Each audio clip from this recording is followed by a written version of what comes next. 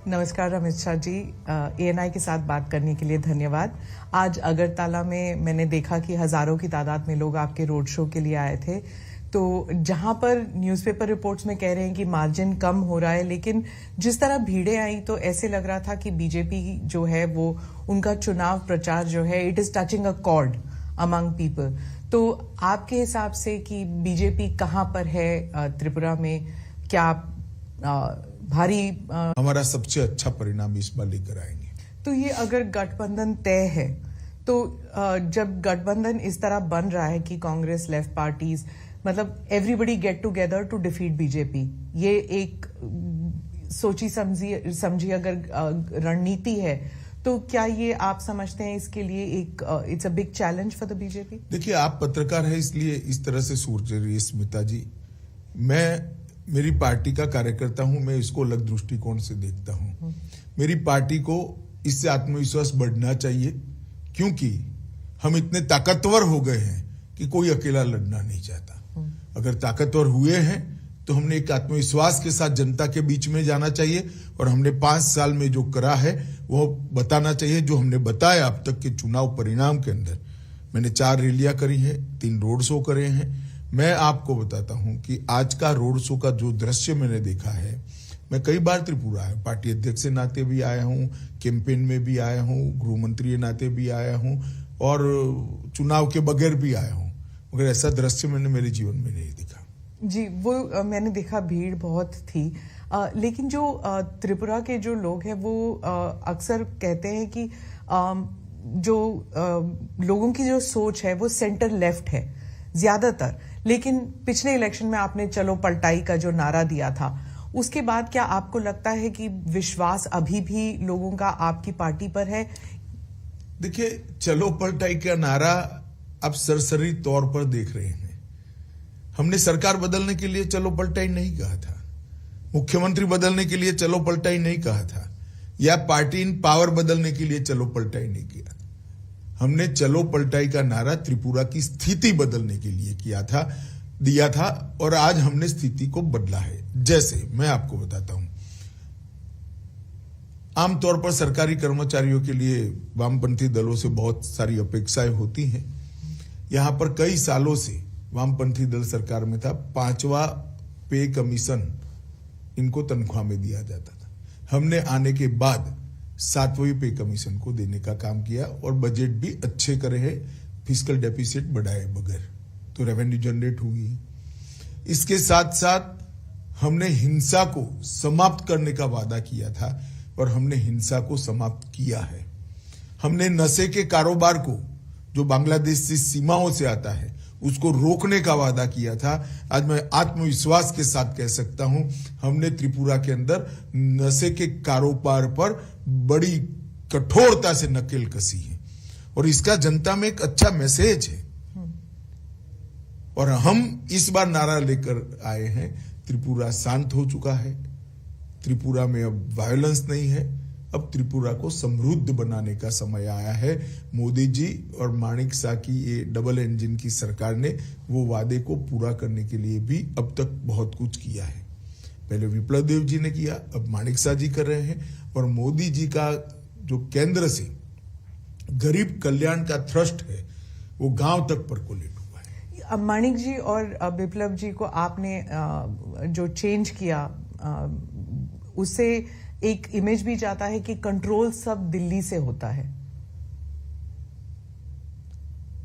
अब आप इसकी व्याख्या इस तरह से कर सकती है, परंतु ये पार्टी का सिस्टम है और कंट्रोल करने के लिए कोई बदलाव नहीं होता है। किसी भी कार्यकर्ता का ज्यादा उपयोग करने के लिए बदलाव होता है। तो कभी न कभी कोई राज्य से सेंटर में आता ही है। आज हमने विप्लव देव जी को राज्यसभा का मेंबर बनाया है, हरियाणा जैसे महत्वपूर्ण राज्य का प्रभारी बनाया है जो दिल्ली के मुहाने पर है, और इसके साथ साथ राष्ट्रीय मंत्री भी बनाया है। तो वो केंद्र की राजनीति में अपना अच्छे से योगदान दे रहे हैं। त्रिपुरा की राजनीति में भी माणिक शाह जी के साथ रहकर उनको सहायता कर रहे हैं जी। तो इसको कोई इस प्रकार के दृष्टिकोण से देखने की जरूरत नहीं है। अखिल भारतीय पार्टियों को जब राष्ट्रीय स्तर पर कार्यकर्ताओं की जरूरत होती है तो स्वाभाविक रूप से कार्यकर्ता को सेंटर पॉलिटिक्स में ले जाते हैं। मैं मानता हूं ये प्रमोशन है, इसको और कोई दृष्टि से नहीं देखना जी। प्रद्युत जी जो है वो तिपरा मोथा की तरफ से वो बहुत किंग मेकर जैसे उनका इमेज बन गया है कि अगर हंग असेंबली होते हैं तो वो किंग मेकर बनेंगे। मीडिया भी उनकी तरफ क्यूरियोसिटी हंग बननी ही नहीं है, फिर क्या है कोई इस विषय का चर्चा करे। हंग नहीं बननी है, पूर्ण बहुमत के साथ भारतीय जनता पार्टी की सरकार काउंटिंग के दिन आप देख लीजिएगा 12 बजे के पहले क्योंकि यहाँ कॉन्स्टिट्यूएंसियां छोटी हैं, 12 बजे के पहले पूर्ण बहुमत से भारतीय जनता पार्टी की सरकार बन जाएगी। उत्तर पूर्वी राज्यों में 2 और राज्यों में चुनाव हो रहे हैं, आपके हिसाब से उन दोनों राज्यों में भी क्या ऐसे मुद्दे हैं जो आपको what you think is important? देखिए, समग्र उत्तर पूर्व के अंदर नरेंद्र मोदी जी के प्रधानमंत्री बनने के बाद हमने उत्तर पूर्व को बदलने के लिए बहुत कुछ किया है। सबसे पहले उत्तर पूर्व के अंदर आज शांति है। कई सारे उग्रवादी संगठन थे, कई सारे उग्रवादी संगठनों के साथ हमने समझौता किया है। बोडोलैंड का समझौता हुआ, आरबी जनजातियों के साथ समझौता हो गया हमारा। यहां पर त्रिपुरा में ब्रू और रियांग अमानवीय तरीके से 40,000 परिवार 25 साल से ज्यादा समय से रहते थे, उनको सेटल कर बसाया गया। यहां पर भी NLFT के साथ समझौता किया गया। लगभग 8,000 से ज्यादा आर्म्ड कैडरों ने आत्मसमर्पण कर मेन स्ट्रीम में आना पसंद किया है। तो जो उत्तर पूर्व को पहले ब्लॉकेड, बम धमाके, इंसर्जेंसी के लिए जाना जाता था, आज इसकी जगह वहां रोड बन रहे हैं। सभी राज्यों में रेल पहुंचने को आई है, सभी राज्यों में एयरपोर्ट्स दिए गए हैं। जहां एक एयरपोर्ट था वहां त्रिपुरा जैसे राज्य में दूसरा भी हम बना रहे हैं। तो ढेर सारा विकास का काम नॉर्थ ईस्ट को इससे विकास से युक्त बनाने का काम प्रधानमंत्री जी ने कहा है। और 8 साल के कम समय के अंतराल में प्रधानमंत्री जी स्वयं 51 बार नॉर्थ ईस्ट आए, 51 टाइम। आजादी से अब तक किसी भी प्रधानमंत्री की फ्रीक्वेंसी नहीं रही है। और हर 15 दिन में एक केंद्रीय मंत्री को कंपलसरी यहां आना है। इसके साथ साथ कोरोना के समय से जो परंपरा शुरू हुई है फ्री चावल देने की, सबसे ज्यादा फायदा अगर किसी एक क्षेत्र को आबादी के प्रतिशत में हुआ है तो नॉर्थ ईस्ट के अंदर हुआ है। और आज नॉर्थ ईस्ट के गरीब को यह मालूम पड़ गया है कि मेरे घर को कंप्लीट करने का काम नरेंद्र मोदी जी ने किया है। आइडेंटिटी पॉलिटिक्स बहुत बड़ी चीज होती है उत्तर पूर्वी राज्यों में। मतलब उनकी जो आइडेंटिटी है वो अगर मिट ना जाए, उसको प्रिजर्व करके रखना, स्पेशली ट्राइबल एरियाज में, ये बहुत एक सेंसिटिव मसला है। तो मेघालय और नागालैंड में चुनाव होने वाले हैं, वहां पर ये इशू उठ रहा है? नहीं, मगर उनको अब तो 9 साल में परिचय हो गया है। मीडिया जो हमारे लिए अफवाहें फैलाता था कि हम आएंगे तो आपकी आइडेंटिटी चली जाएगी, आपकी भाषाएं चली जाएगी, उल्टा मोदी जी के आने के बाद लोकल लैंग्वेजेस और स्ट्रेंथी हो गई और मजबूत हो गई। अब प्राथमिक शिक्षा स्थानीय भाषाओं में होने लगी है। और इतना ही नहीं, कई सारी बोलियां जैसे मणिपुरी है, जैसे यहाँ की बोली है, त्रिपुरा की, कई सारी बोलियों में भी शिक्षा का प्रचार प्रसार बढ़ने लगा है। बोडोलैंड में भी उनकी भाषा में प्राथमिक शिक्षा होने लगी है। तो उनकी आइडेंटिटी को और मुखर कर मजबूत करने का काम भारतीय जनता पार्टी की सरकार ने किया। एक भी राष्ट्रीय पर्व ऐसा नहीं है जिसमें नॉर्थ ईस्ट के कलाकारों ने दिल्ली के प्लेटफॉर्म पर परफॉर्म नहीं किया है। उनके लिए देश भर के अंदर स्वीकृति बढ़ी है। नरेंद्र मोदी जी के लिए कई पत्रकार एनालिसिस करते करते आर्टिकल लिखते हैं तो मैं पढ़ता हूं कि भाई नरेंद्र भाई ने रोड कनेक्टिविटी बढ़ा दी, नरेंद्र भाई ने एयर कनेक्टिविटी बढ़ा दी, नरेंद्र भाई ने रेलवे से उत्तर पूर्व को जोड़ दिया। ये तो किया ही है प्रधानमंत्री जी ने, मगर प्रधानमंत्री जी ने सबसे बड़ा काम अगर किया है तो उत्तर पूर्व और बाकी के भारत के हिस्सों के बीच में जो मन की दूरी थी उसको समाप्त कर दिया है। आज उत्तर पूर्व के लोगों को मन से लगता है कि भारत के बाकी हिस्सों में हमारा सम्मान है, यहाँ भारत के लोगों का सम्मान होना चाहिए। नागालैंड में भी ईस्टर्न नागालैंड में कुछ लोगों ने उकसा कर इलेक्शन का बहिष्कार करने का ऐलान करवाया था।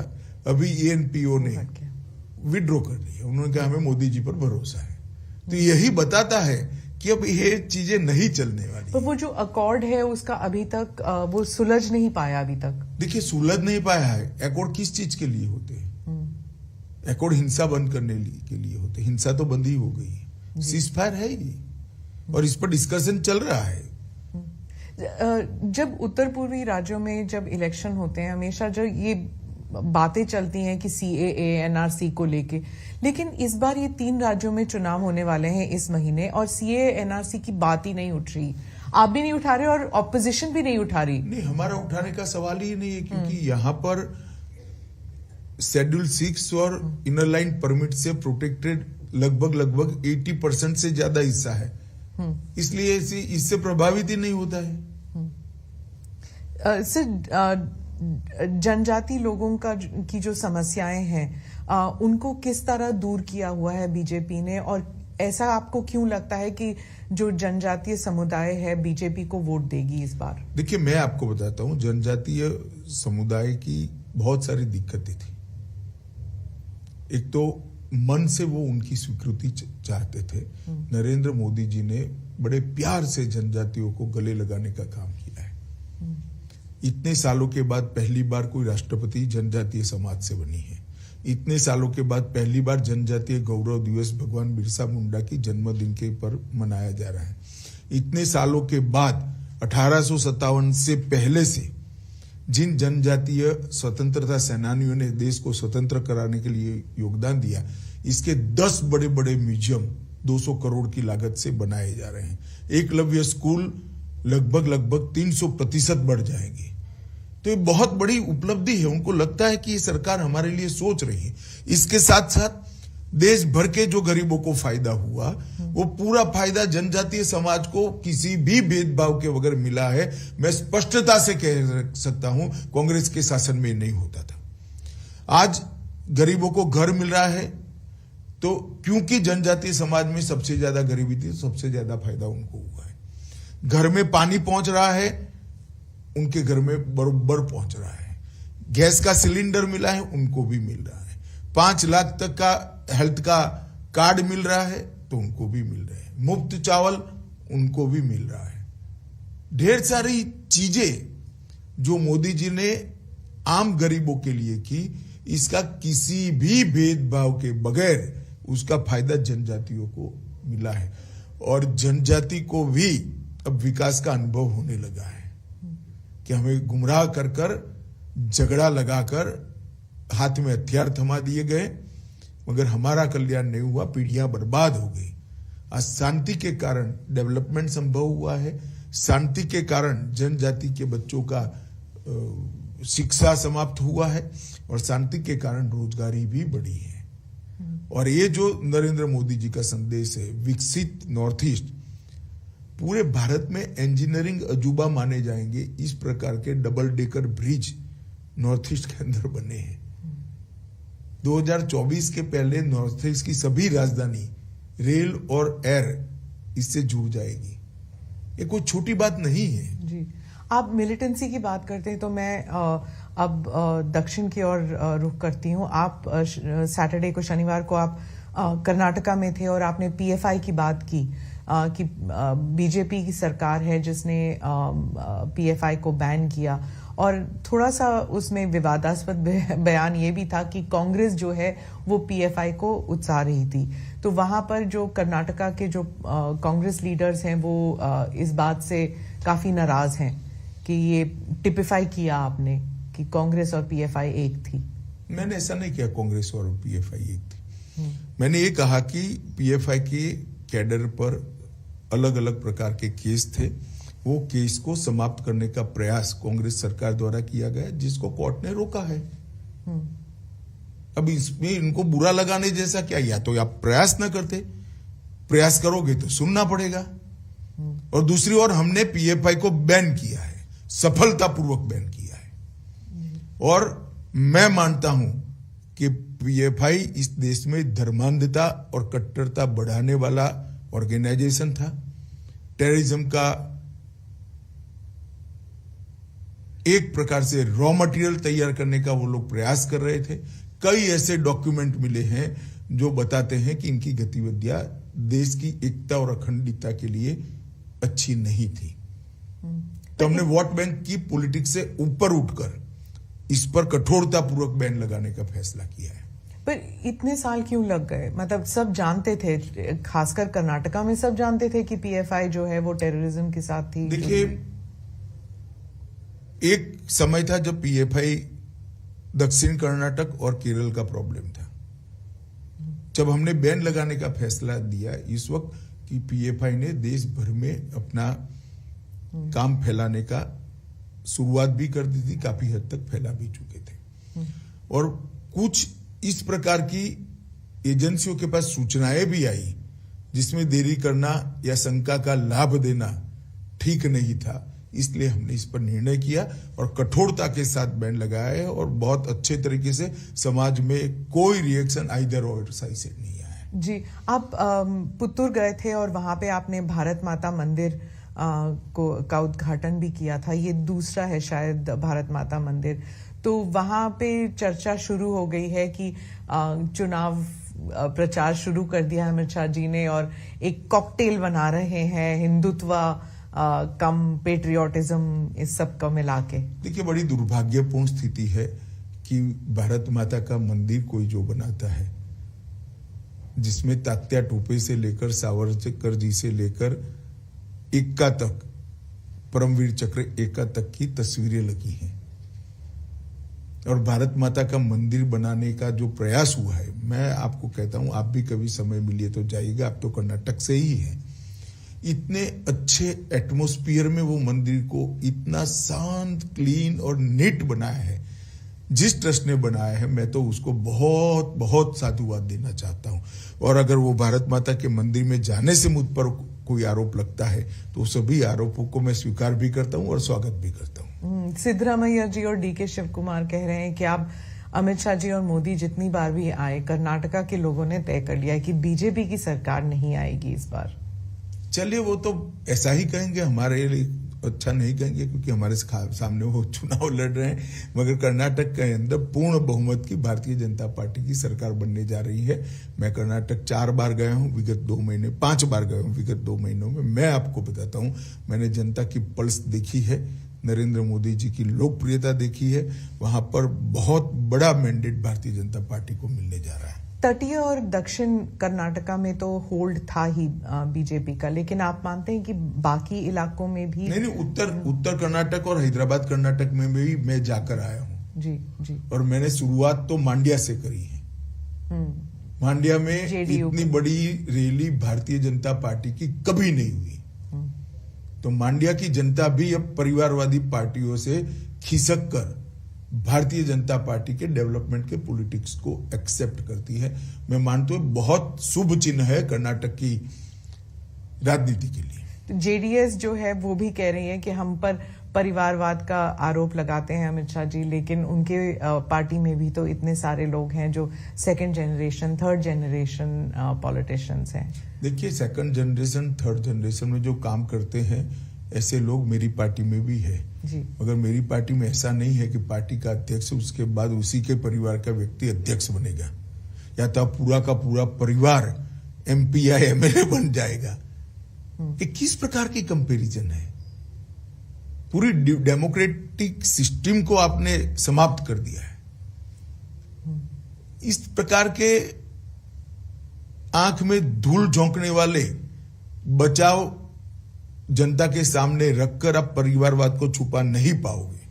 आपने कश्मीर के बारे में भी ये कहा था जब आर्टिकल 370 पे जब हमने इंटरव्यू किया था, तब उस वक्त भी आपने कहा था कि परिवारवाद जो है वो खत्म हो जाएगा, अब कश्मीर में नए नेता उभरेंगे। लेकिन अभी भी वहां पे अभी चुनाव ही कहां हुआ है, पर तैयारियां तो शुरू हो गई हैं। तो तैयारी तो करने का सबको अधिकार है। जनता का मैंडेट देखिएगा।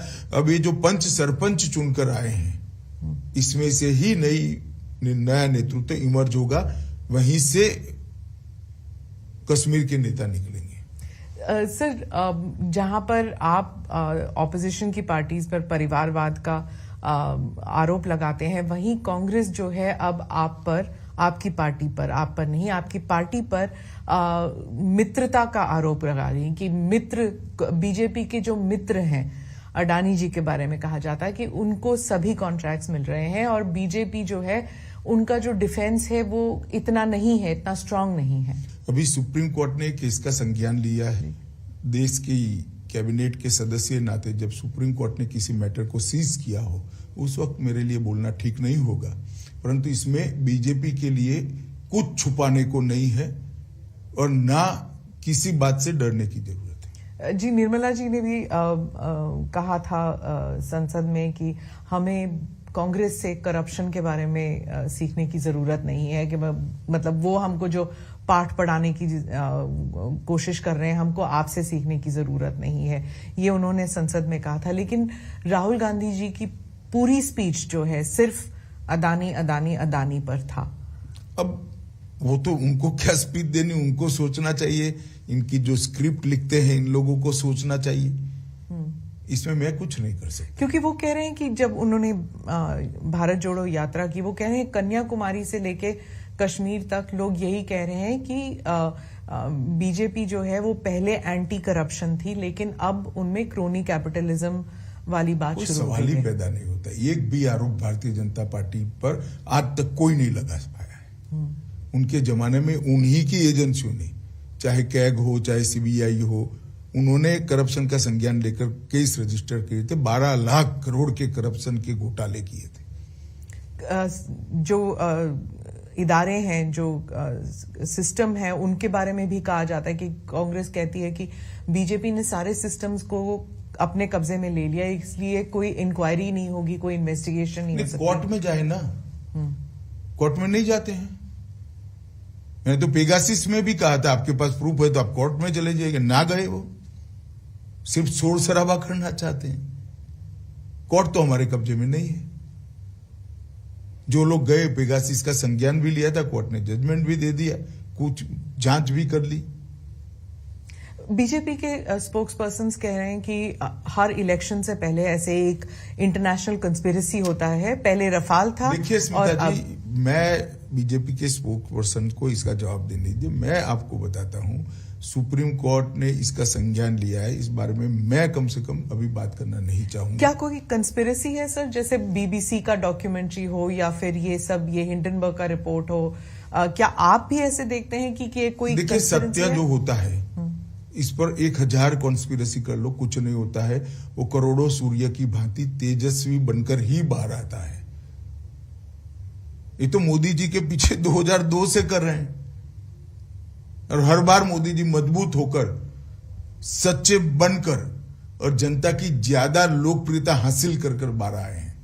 जी, उन्होंने, प्रधानमंत्री ने स्पीच में भी यही कहा था कि कीचड़ जो है, कमल जो है कीचड़ में ही उगता है, तो जितना मर्जी कीचड़ उन पर फेंका जाए, पार्टी और वो उभर कर आएंगे। लेकिन उनको सुनने के लिए कोई तैयार नहीं था। पार्लियामेंट का डिस्कोर्स इतना खराब हो चुका है, शोर शराबे के बीच प्रधानमंत्री का पूरा देश सुनता है। जो सांसद को तय करती है ना, वो जनता पूरी सुनती है। अब सोशल मीडिया प्लेटफॉर्म पर चली जाइए और मोदी जी के भाषण के पर कमेंट्स पढ़िए, पूरी जनता सुनती है। अब पॉलिटिकल स्टैंड लेकर कुछ पार्टियां नहीं सुनना चाहती है, वो भी जनता देख रही है। पर उनकी जो, वो कहते हैं कि जो हम तो अब पार्लियामेंट में, संसद में बोल भी नहीं सकते क्योंकि हमारे शब्द भी एक्सपंज किए जाते हैं। नहीं, पहली बार एक्सपंज नहीं हो रहे जी। पार्लियामेंट के प्रोसीडिंग्स एक्सपंज शब्दों और वाक्यों से भरा पड़ा है। पार्लियामेंट के रूल्स के हिसाब से बहस का स्थान है, और जब रूल्स के हिसाब से बहस करनी है तो पार्लियामेंट्री लैंग्वेज में करनी पड़ती है। आपने भी कहा था, जब अधीर रंजन जी ने पप्पू शब्द का इस्तेमाल किया, तो आपने कहा कि किसी भी सांसद जी, के लिए ऐसे शब्द इस्तेमाल नहीं करने चाहिए। आपने भी कहा उस वक्त सब हंस पड़े क्योंकि वो शब्द जो है इतना अजीब लगा कि संसद में कोई वो शब्द कह रहा है। तो वो पर उसके बाद गाली गलौज भी शुरू हो चुकी है। आप इसके बारे में कुछ कहेंगे कि? देखिए, मैं तो मानता हूं कि जनता सब कुछ देख रही है और जनता इवेल्युएशन भी करती है। अब इंडियन डेमोक्रेसी इतनी मजबूत हो गई है, इतनी मैच्योर हो गई है कि वोट कास्ट करते वक्त ये सारी चीजों का संज्ञान भारत की जनता लेगी। पर संसद होने के नाते, एक सांसद होने के नाते, क्या आपको नहीं लगता कि सभी पार्टियों को मिल बैठकर कुछ करना चाहिए? क्योंकि लोग तंग आ चुके हैं ये सब देखकर, मतलब इट्स डिस्गस्टिंग। देखिए, हमें कोई परहेज नहीं है किसी के साथ बैठने के लिए, परंतु इनिशिएटिव तो सबने लेना पड़ेगा। जी, मैं अब जो राज्यों में चुनाव होने वाले हैं, 8 कुछ राज्यों में चुनाव होने वाले हैं, बहुत से लोग कहते हैं कि ये बार बार जो चुनाव होते हैं, मतलब अब 12 महीने में 8 राज्यों में अगर चुनाव होंगे तो एडमिनिस्ट्रेशन, रनिंग द कंट्री, ये सब बैकसीट ले जाए, सिर्फ इलेक्शन कैंपेन ही चलता रहता है। इसके लिए प्रधानमंत्री जी ने पंचायत से पार्लियामेंट के चुनाव एक साथ कराने का एक विचार देश की जनता के सामने रखा है, सभी दलों के सामने भी रखा है, पार्लियामेंट में भी उन्होंने बोला है, और मैं मानता हूं कि समय आ गया है कि इस पर विचार होना चाहिए। पर कब होगा ये? मतलब अब देखिए, इसमें सबसे चर्चा तो करनी ही पड़ेगी, सबसे चर्चा कर ही ये हो सकता है, मगर प्रधानमंत्री जी के विचार रखते ही एक बहस तो छिड़ गई है। सब लोगों को लगता है कि हर साल चुनाव होना, हर महीने चुनाव होना, वो लोकतंत्र के लिए भी ठीक नहीं है। इसका एक ही समय निश्चित कर लिया जाए। प्रधानमंत्री राजस्थान गए थे। अब राजस्थान, छत्तीसगढ़, कर्नाटका और मध्य प्रदेश, ये 4 बहुत बड़े राज्य हैं जहां पर चुनाव होने वाले हैं। आप थोड़ा सा ब्रेक डाउन करके हमें बता सकते हैं कि राजस्थान में क्या आप देख रहे हैं एक चेंज, जैसे आपने पलट का कहा था? नहीं, मैं तो मानता हूं कि ये चारों राज्य, राजस्थान, कर्नाटक, राजस्थान, छत्तीसगढ़ और मध्य प्रदेश, भारतीय जनता पार्टी के मजबूत राज्य हैं। हम चारों जगह पे जीतेंगे। राजस्थान में ऑल्टरनेट चलता है, मुख्यमंत्री को लेकर हमेशा बहस होती है कि कौन बनेगा। ऐसा हमेशा नहीं होता है। नॉर्थ ईस्ट में भी ऑल्टरनेट कहते थे, कुछ नहीं हुआ। हम नॉर्थ ईस्ट के मणिपुर में भी फिर से रिपीट हो गए, असम में भी हो गए, तो अरुणाचल में भी हो गए, अब त्रिपुरा में भी हो जाएंगे। मध्य प्रदेश में आप नहीं समझते कि इतनी देर से बीजेपी की सरकार चल रही है, जो कांग्रेस है वो कहते हैं कि लोग ऊब चुके हैं, बोर हो चुके हैं एक ही पार्टी। गुजरात में भी बहुत सालों से चल रही है। गुजरात में तो आपने पुरजोर कोशिश की, आप और मोदी जी, आप दोनों के होम स्टेट है, वहां पे तो जीतना ही था आपको। नहीं, ऐसा नहीं होता है। जब जनता बोरियत महसूस करती है तो कोई नहीं जीता सकता, मगर नई नई योजनाएं जो भारतीय जनता पार्टी की सरकार, केंद्र सरकार और राज्य सरकारें लेकर जा रही है, इसका जनता स्वागत करती है। मोदी जी की लोकप्रियता का जनता स्वागत करती है, और मोदी जी ने देश को जिस जगह से जिस जगह पे पहुंचाया है उसका जनता स्वागत करती है। वो अप्रिशिएट करते हैं कि इस देश को पूरी दुनिया में सम्मान दिलाने का काम नरेंद्र मोदी जी ने किया है। हमारे देश को सुरक्षित करने का काम नरेंद्र मोदी जी ने किया है। हमारे देश के अर्थतंत्र को 11वें नंबर से 5वें नंबर पर पहुंचाने का काम किया है, और देश के सामने 5 ट्रिलियन अमेरिकी डॉलर की इकोनॉमी का लक्ष्य रखा है। इसके साथ साथ 60 करोड़ लोग जो आजादी के बाद छला हुआ महसूस करते थे कि संविधान ने हमें कुछ नहीं दिया, वो 60 करोड़ लोगों के जीवन स्तर को उठाने के लिए एक बहुत पवित्रता के साथ सफल प्रयोग कर उनके जीवन स्तर को उठाया गया है। G20 जो चलने वाला है पूरे कंट्री में, you have so many events, इसके बारे में ये भी कहा जाता है कि जहां पर भारत को एक शोकेसिंग हो रही है, भारत के राज्यों की शोकेसिंग हो रही है, वहीं इसको एक इलेक्शन के तौर पर भी इस्तेमाल किया जाएगा, इलेक्शन प्रोपेगेंडा या इलेक्शन कैंपेन के तौर पर, क्योंकि मोदी जी की छवि को लेकर सब जगह बात होगी और वर्ल्ड लीडर्स जो हैं वो मोदी जी के साथ आएंगे, तो it will be use for domestic purpose also. नहीं तो क्यों ना हो। अगर मोदी जी को मोदी जी के समय में ही G20 का नेतृत्व भारत को मिला है और यशस्वी तरीके से अगर G20 की पूरी समिट सफलता से समाप्त होती है तो मोदी जी को यश मिलना ही चाहिए। क्यों ना मिले? किसको मिले? तो अपोजिशन को मिले, स्वाभाविक रूप से प्रधानमंत्री जी को मिलेगा। और जिस प्रकार से उन्होंने आयोजन किया है, पूरी दुनिया आश्चर्यजनक तरीके से देख रही है। किसी भी देश में G20 की सीरीज ऑफ मीटिंग्स को 4 या 5 शहर के बाहर नहीं ले जा पाए। हमने हर राज्य को मौका दिया है। इतने बड़े देश में कोई राज्य और कोई केंद्र शासित प्रदेश छूटा नहीं है। ये बहुत बड़ी उपलब्धि है और कितनी तैयारी करनी पड़ती है इसके लिए।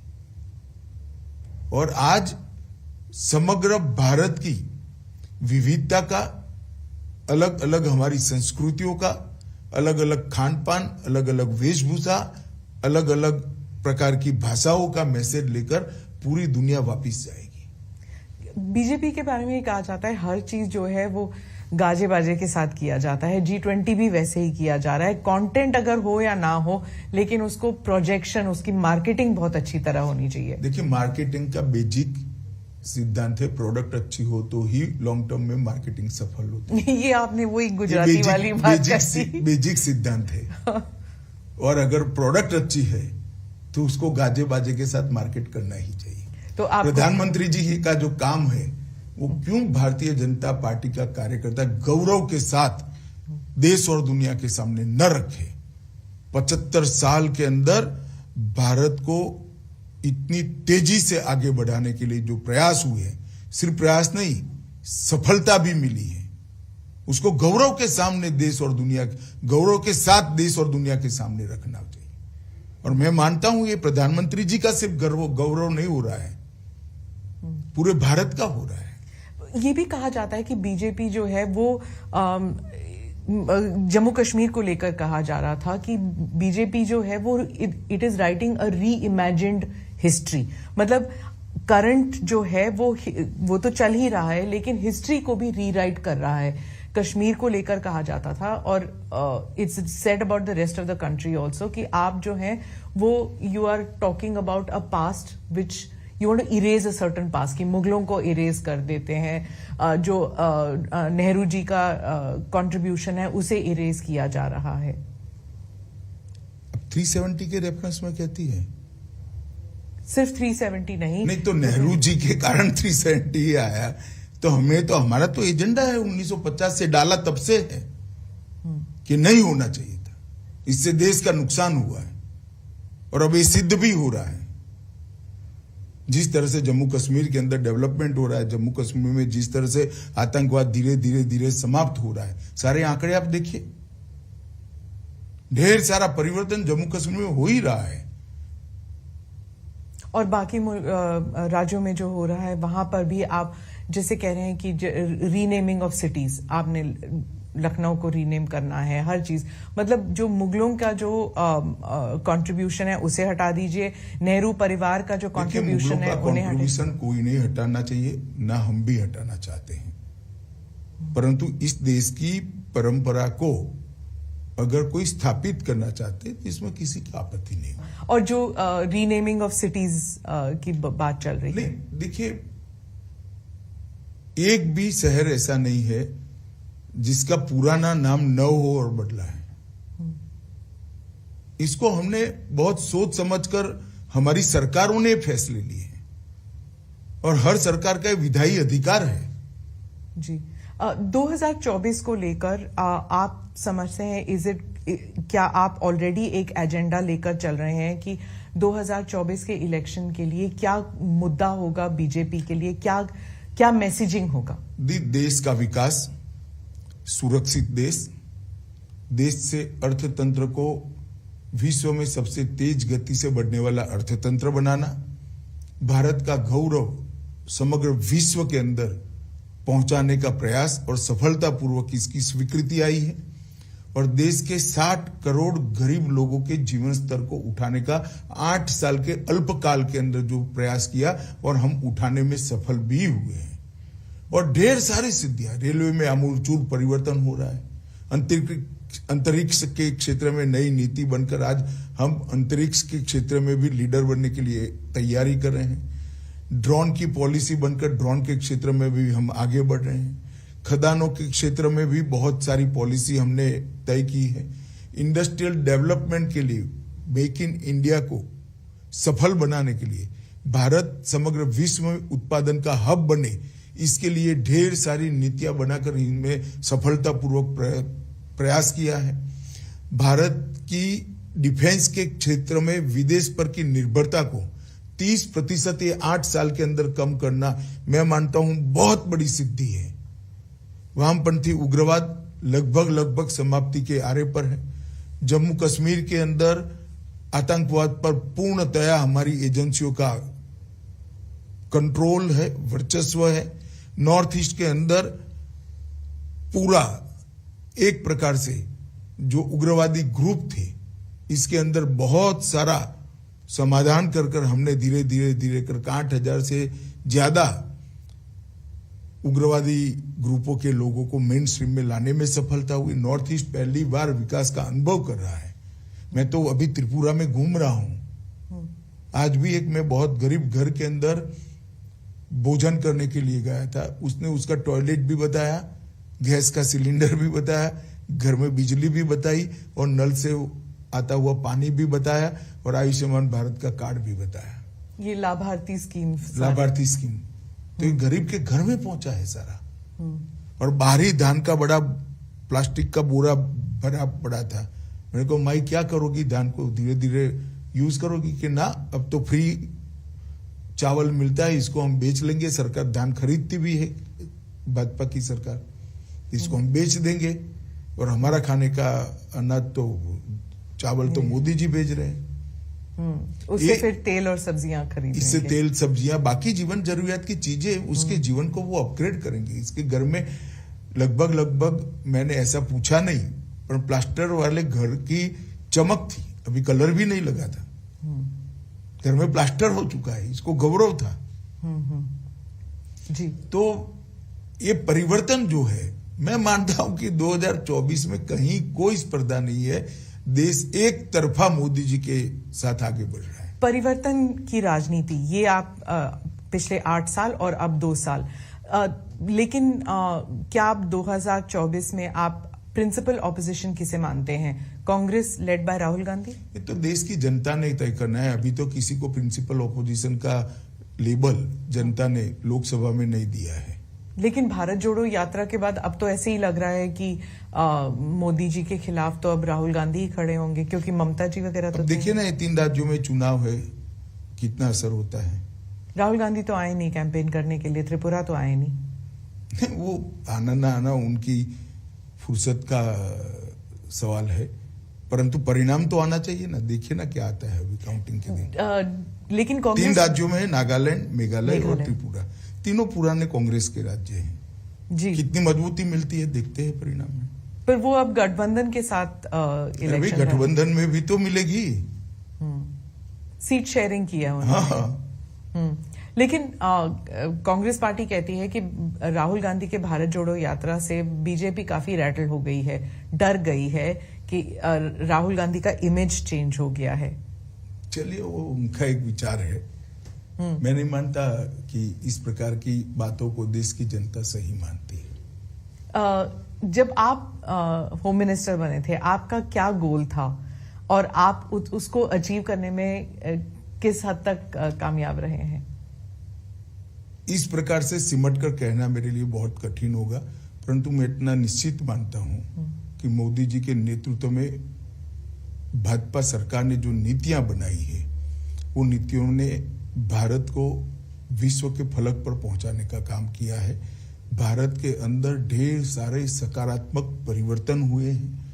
नई शिक्षा नीति एक ही काम ऐसा है जो 50 साल तक भारत को पे करेगा, भारत की नई पीढ़ी बनाएगा, भारत के विचारों वाली नई पीढ़ी बनेगी, जो आने वाले दिनों में पूरे विश्व के अंदर चकाचौंध करने वाली सफलता लेकर आएगी। मैंने नई शिक्षा नीति के मसौदे को बहुत बारीकी से पढ़ा है, बहुत बारीकी से। और मैं विद्यार्थी परिषद का कार्यकर्ता रहा हूं। हर बार जब शिक्षा नीति आती है इसका बहुत विरोध होता है, क्योंकि ढेर सारी कमियों को लोग ढूंढ कर निकाल देते हैं। ये शिक्षा नीति का किसी ने विरोध नहीं किया है। क्या पढ़ा ही नहीं होगा? नहीं, ऐसा नहीं होता। शिक्षाविद तो पढ़ते ही है और बेबाकी से अपने विचार भी रखते हैं जी, परंतु इम्प्लीमेंटेशन की शुरुआत भी हो रही और सार्वत्रिक इसका स्वागत हो रहा है जी। मैं तो कई जगह इसके सेमिनार में भी गया हूँ। इंटरनल सिक्योरिटी को लेकर आपके क्या आप व्हाट वर योर गोल्स?